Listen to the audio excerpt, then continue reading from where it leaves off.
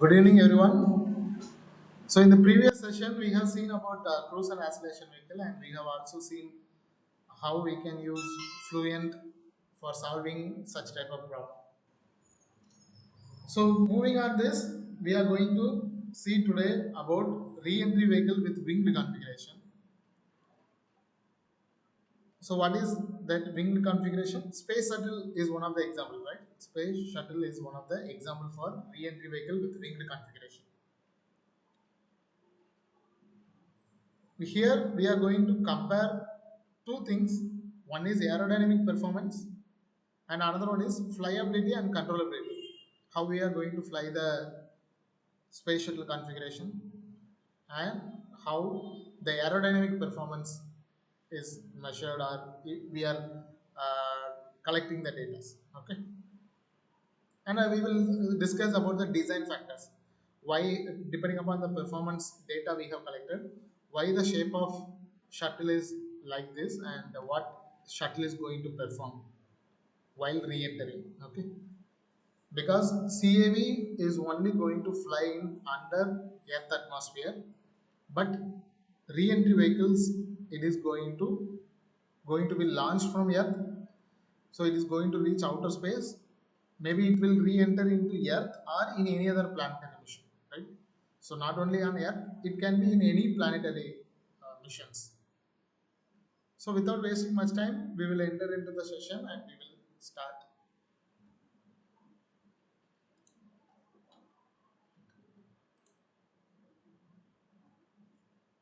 So here we have given a comparative data. So whenever we are speaking about a design of any object, not only aircraft or not only about spacecrafts, any material or any object which we want to design, right? So first of all, we need to think about some parameters, specific like basic parameters. So, like when you are buying a mobile, you are thinking about length of your mobile screen, right? How many inches is there, wide, and other factors you are thinking about when you are buying your mobile. So, similarly, the basic geometrical factor of RVW is compared here. So, when we speak about RVW, it is not only space shuttle orbiter. We are having various type of configurations. Okay, so although the entire like when we speak about the RVW, the training session is done with space shuttle alone, but you can use the same methodology for designing your own RVW, re-entry vehicle wing configuration.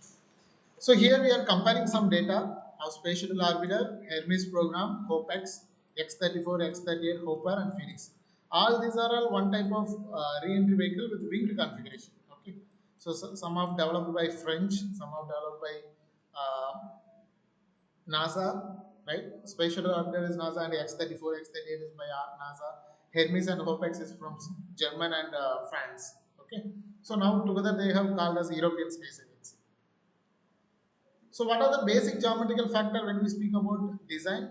So length, reference length of the length, fuselage length from nose to tail. Area reference, so wing area reference need to be taken.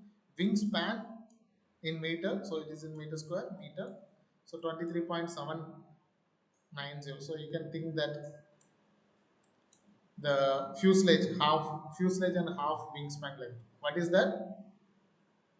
In the last cruise and acceleration vehicle, we have seen a data, important data.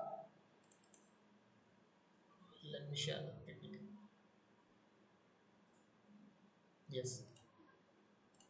So here we have shared the data like slenderness ratio, right? So slenderness ratio half span by length. So that is same is applicable over here also. Half span means near about 11, right? Near about 11.5 something above, right? So divided by fuselage length, slenderness ratio, length of the fuselage. So length of the fuselage is 32. So again we are going to experience a low slenderness ratio. Slenderness ratio will be low, right? Slenderness ratio will be low. So the same problem of we are experienced in CAV and ARV. What is CAV? Cruise and acceleration vehicle. ARV means ascent and re-entry vehicle. Okay, ascent re-entry vehicle. So the same problem what we have faced in CAV and ARV, we are going to face in space shuttle orbital concept also. Okay, so the same low slenderness ratio effect is there. So how we can overcome that? By introducing double delta wing configuration or OG wing configuration. Okay, but in space shuttle orbiter they have come up with a better idea than having a double delta or OG wing configuration. Even Elon Musk SN10, right? So that is also coming up with the same concept called strake. Strike. Okay. So I hope you might have heard about this in your flight mechanics or in basic elements of aeronautics. Strike is categorized into three categories. Basically, it is an aerodynamic surface and it is given in three categories. Okay. So what are the three categories? First one is nose strike. So as you seen here, nose strike. Second one is wing strike, and third one is ventral strike. Ventral strike means the rearward, okay, aft ventral strike. So in supersonic aircrafts and in some business jets, okay. So as seen here, you can see here nose strike is shown in the supersonic aircraft, and ventral strike is shown in some business class, right? We can say in the transonic regime. So what is this purpose? Purpose of this strike and wing strike. Wing strike is also called as LERX. LERX.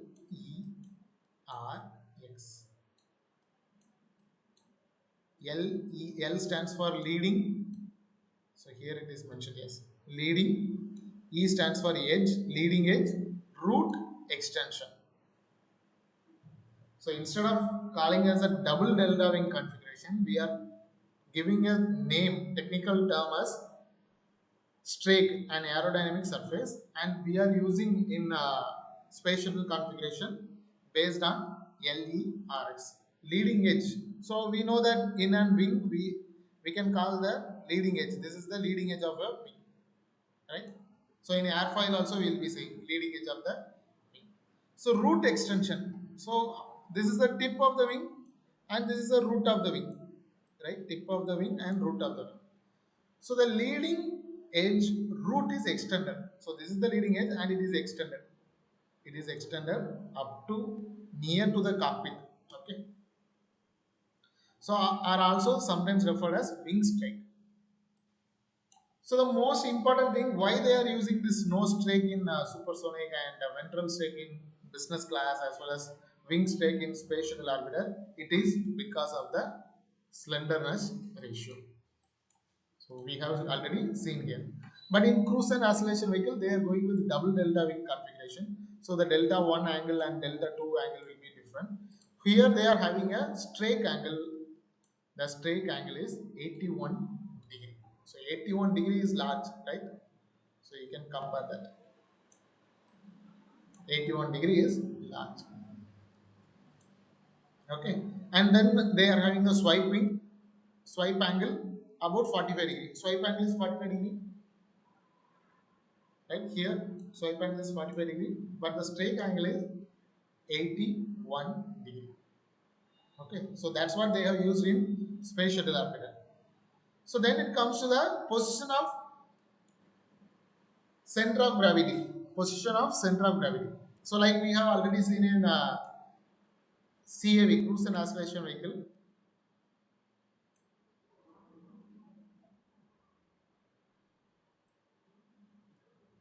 Center of gravity is over here.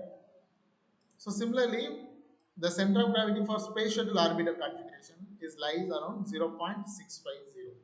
So what is this 0.650 indicates? So x c o g divided by L reference, right? So that's the value they have given, 0.650. Okay. So our length reference we have already known 32.77. So you just multiply that 32.77. We will be getting the value around 25. Okay, 25 meter. So XCOG, that is center of gravity, horizontal distance of location of central gravity is around 25 meter. Okay. So they we have given the question. So all these are the important preliminary geometrical factor they have compared. So we have land with space shuttle orbiter. So similarly, we are having Hermes, Hopex, X34, X38, and Hopper, and Phoenix. So India has also developed one of the same type of re-entry vehicle with winged configuration, like how we have compared cruise and acceleration vehicle of Sanger, which is a French space agency's developed, and we have also compared with DRDO's HSDDV, right, for cruise and acceleration vehicle.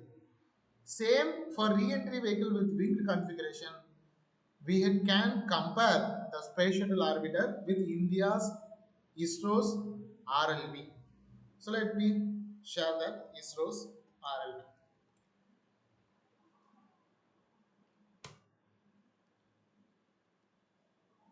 So this is a reusable launch vehicle technological demonstrator. Okay, technological demonstrator. So here you can see the rear vehicle with winged configuration, right? And they are also going to use for reusable launch vehicle. Actually, instead of mentioning that re-entry vehicle, they are giving the technical term. We can use that again and again. Okay, reusable launch vehicle. So India has successfully tested this in 2009 also, as well as in 2016 also. Even space shuttle configuration has successfully flown for more than 100 times. Space shuttle orbiter has successfully flown for 100 times from 1980s, and when they built the International Space Station, and also later part of that they have transported astronauts to International Space Station up to 2011. So after 2011, they have retired this space shuttle orbiter because they are saying that they are having cost effective in terms of transportation, as well as there are some political issues were there in NASA, so they have stopped this space shuttle orbiter development. Okay, but the future we can expect that because Elon Musk is also developing his Starship SN10, right? The last successful one is SN10, and they will be keep on testing that. So if you see here, they are also going to have a winged type of configuration. So whatever we are learning, right? Whatever we are learning in with the example of space shuttle, you have to always think that we are going to consider the re-entry vehicle with winged configuration. So don't think that we are studying with space shuttle orbiter. We are taking that reference of space shuttle orbiter because we are having the data of space shuttle orbiter. Okay, and we can use that to understand how a re-entry vehicle with winged configuration will work. Okay, so the image shown is here with SN9, but you can see that wing configuration and fins they are having. They are having fins and they are having nose trek, right? Nose trek they are having, like as I shown in this particular figure, nose trek. Okay, fins and nose trek. So when they are using this type of vehicle while re-entering, what are the problems they will face and how we need to design to overcome the problem, So that we need to discuss. Okay, that we need to discuss.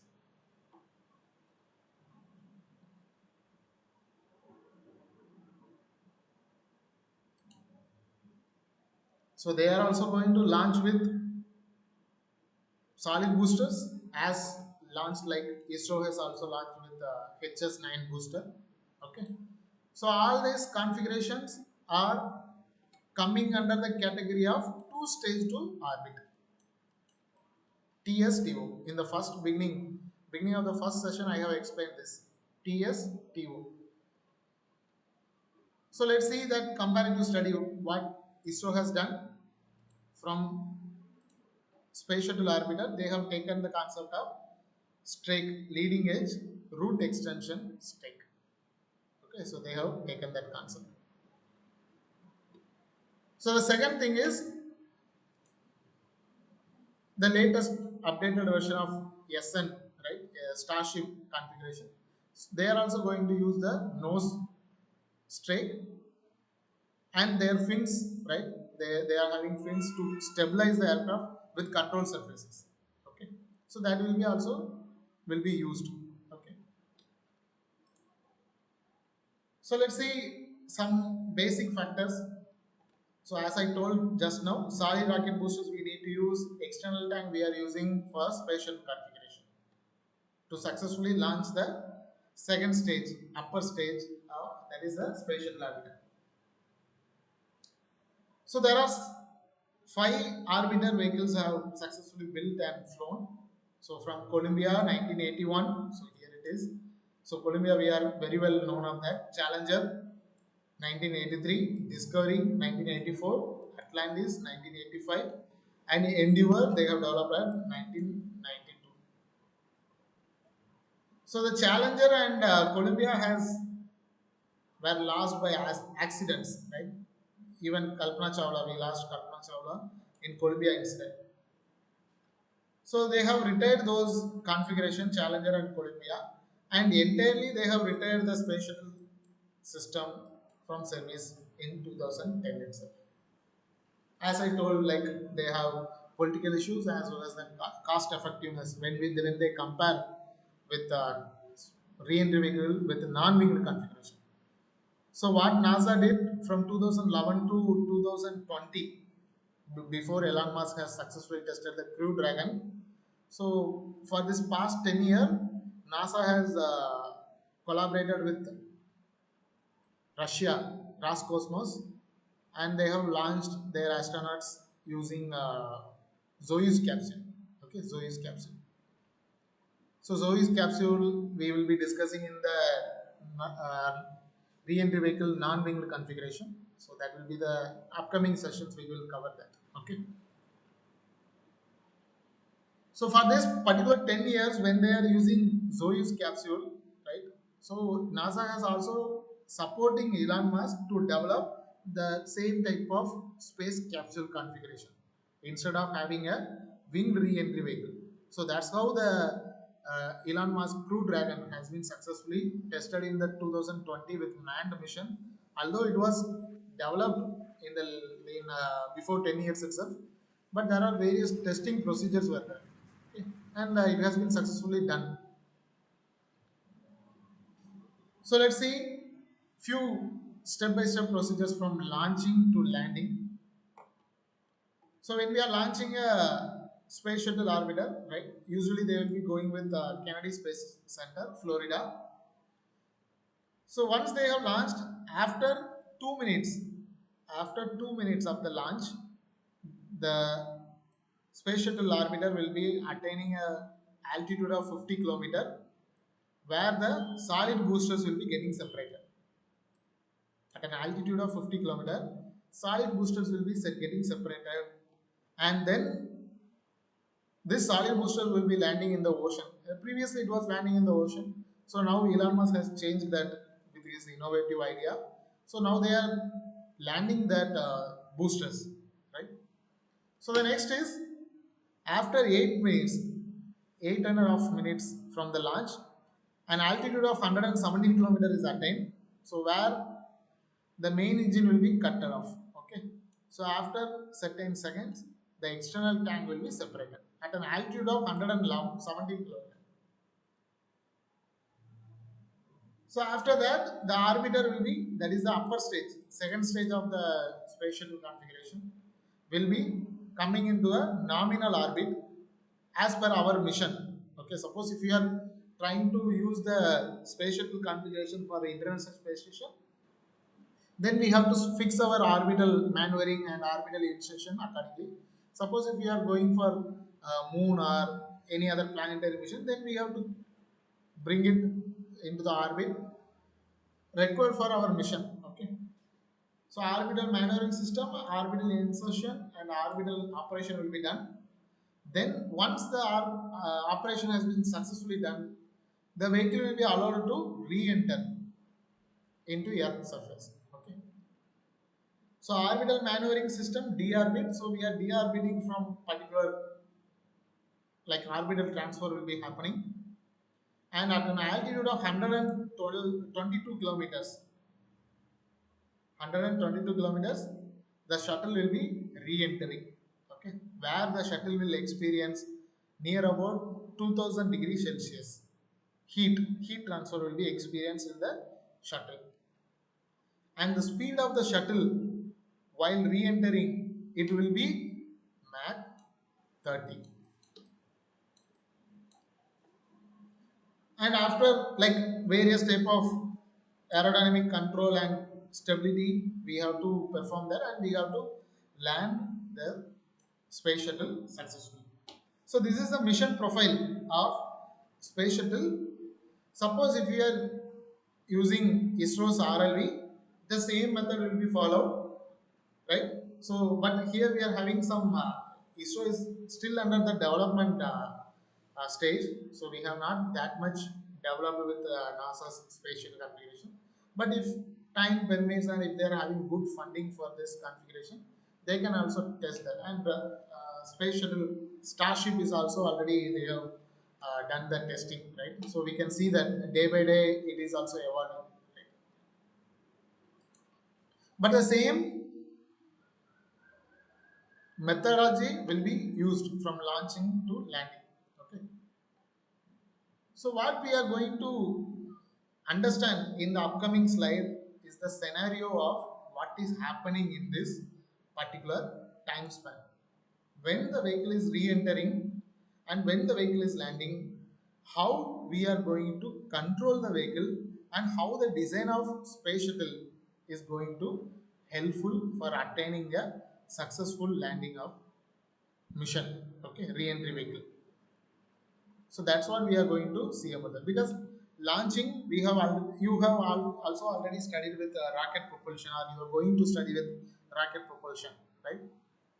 So that is different, right? Launching is okay, fine. We are launching a using external boosters and solid boosters, but our main agenda is to bring back the astronauts or the materials whatever we have collected from the space, and we have to safely land on the earth surface. So that is the challenge. So what we are going to look into the upcoming slides, we are going to discuss with this particular scenario from the altitude of 122 kilometer to the landing. So let's see how and what are the factors they have done. So this I have explained. Spatial is a semi-reusable system with boosters that will be recovered from the Atlantic Ocean. Now it is everything is changed. The orbiter is reused after inspection and refurbishment, right? So orbiter is reusable. So the same kind of concept they have. ISRO is also developing reusable launch vehicle. Okay. So the system is only winged and manned system to reach orbit and to land horizontally. Yeah, that is one of the fact actually. We can call that as an aero facts. So still now that in the history of space missions, Space Shuttle Orbiter is the only vehicle which has successfully flown and successfully landed using re-entry vehicle with winged configuration. Okay. So this fleet has performed more than 120 flights. So this is not a less. 120 flights are like large number of successful flights they have flown. Okay.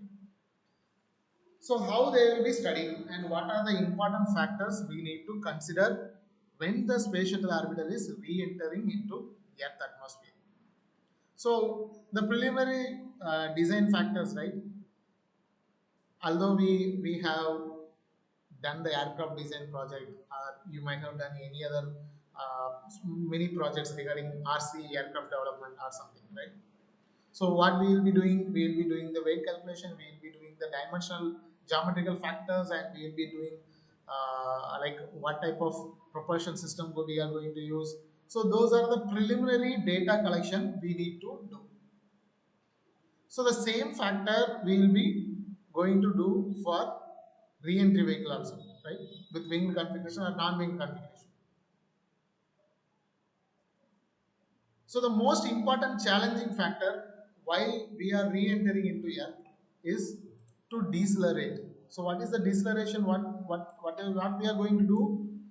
The most important objective of this mission is we need to decelerate. We don't need to accelerate. We have to decelerate. Deceleration means our entry speed is 30 Mach number.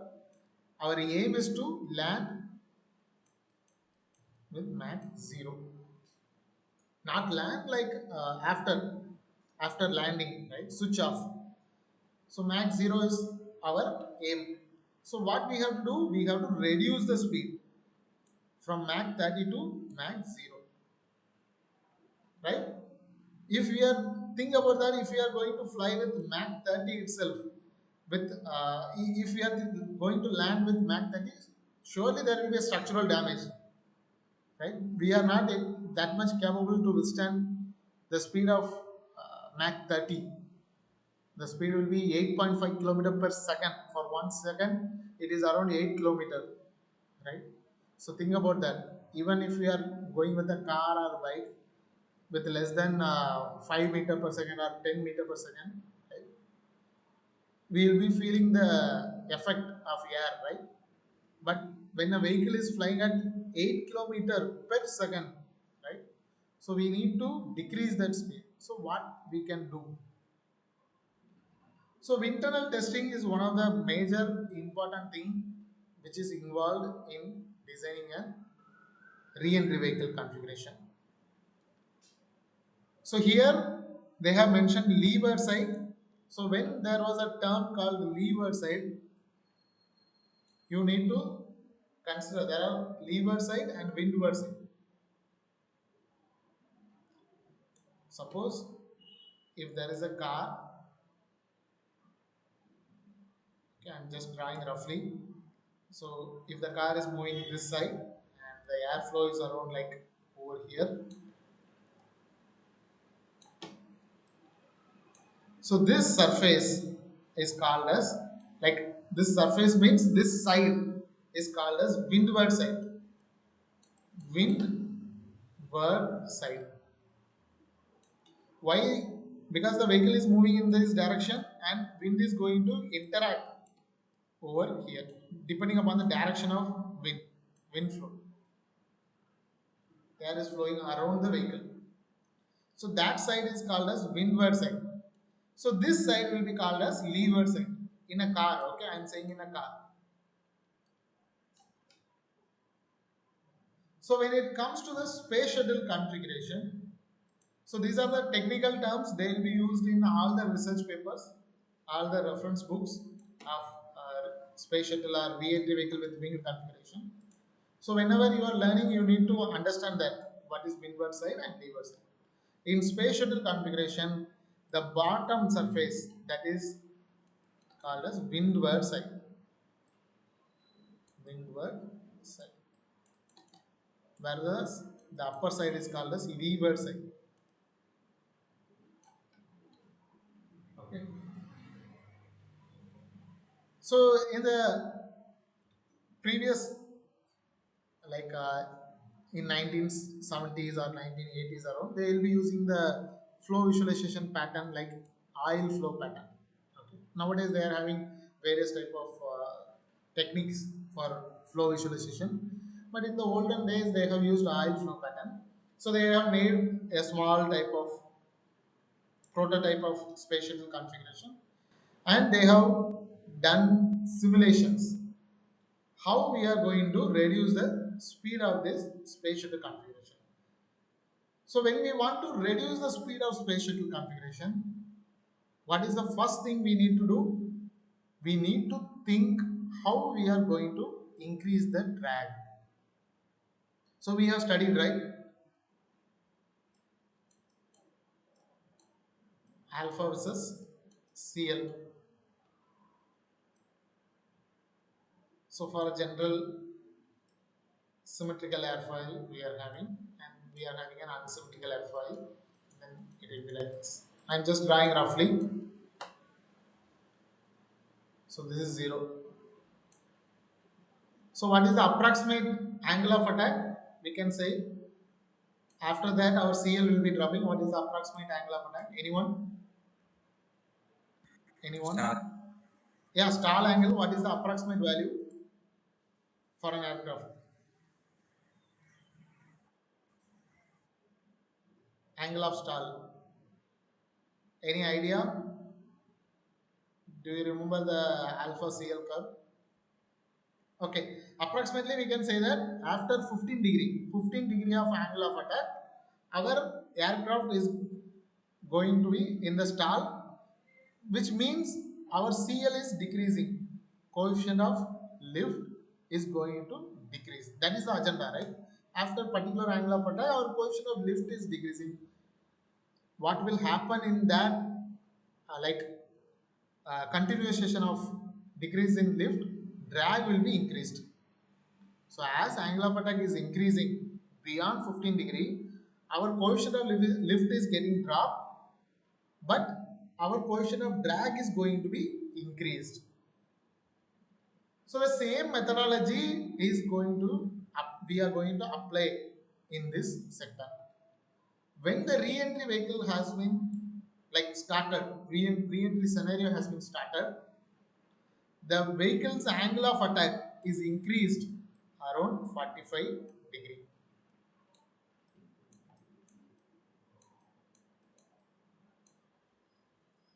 So what will happen? 15 degree itself, the CL is getting dropped and drag is increasing. So keeping an angle of attack 45 degree, what will happen? Drag will be higher. So as much as drag we are generating, what will happen? The vehicle speed will be started to decrease. So Mach number will be starting to decrease. So our main agenda of having a re-entry vehicle with winged configuration, we need to fly our vehicle, re-entry vehicle, for larger angle of attack. Larger angle of attack means 45 degree. For most of the time, we have to fly at largest angle of attack for most of the time. Most of the time means, so let's consider the 100-kilometer scenario, right? 100-kilometer scenario and 0 kilometer sea level. Okay. So at this scenario, Mach is 30. So we have to fly at 45 degree. Then let's consider I'm saying approximately 75 kilometer. So that let's say Mach is decreasing to 25 because of we are increasing the drag, because we are increasing the drag, so speed will be reduced. Then we are coming with 50 kilometer. Then let's say Mach is 20. So for this particular altitude scenario, let's say next coming with stratospheric 30 kilometer, we are coming with Mach 15. So like that we are reducing. So to have this reduction in speed, we have to fly at largest angle of attack, that is 45 degree, for most of the altitude. So most of the altitude means even 70 kilometers. From 100 to 30, right? 100 to 30 we have to fly at 45 degree angle of attack, so that we can increase the drag. By increasing the drag we can reduce the speed of the vehicle. Okay, so all the simulations of space shuttle orbiter they have done with various angle of attack, and they have identified that if we are flying at with largest angle of attack for longer time, then we can achieve the deceleration rate. Okay, so here we are given some aerodynamic data of space shuttle orbiter. So what I will do is, with this I will end today's session, and we can cover this aerodynamic data along with flight stability and control of re-entry vehicle in in the next class. Okay. So before that, I would like to give an assignment with this re-entry vehicle winged configuration for space shuttle, like the same one-page write-up. Okay, one-page write-up is required for re-entry vehicle with winged configuration. You can choose any type of vehicle, whether it is a space shuttle, or you can study about Starship also, why they are having fins and why they are having the nose straight, if the data is available. I hope for Starship they might have given less data, but for Space Shuttle Orbiter you are having good data availability. Okay, so you have to collect the data of Space Shuttle Orbiter or any type of re-entry vehicle with wing configuration. You have to give a one-page write-up, unplagiarized content. Okay, so that is for assignment 2. So it will be available in the platform also, and you can use that. Okay, so we will see this aerodynamic data in the next class. If you are having any doubt, please let me know.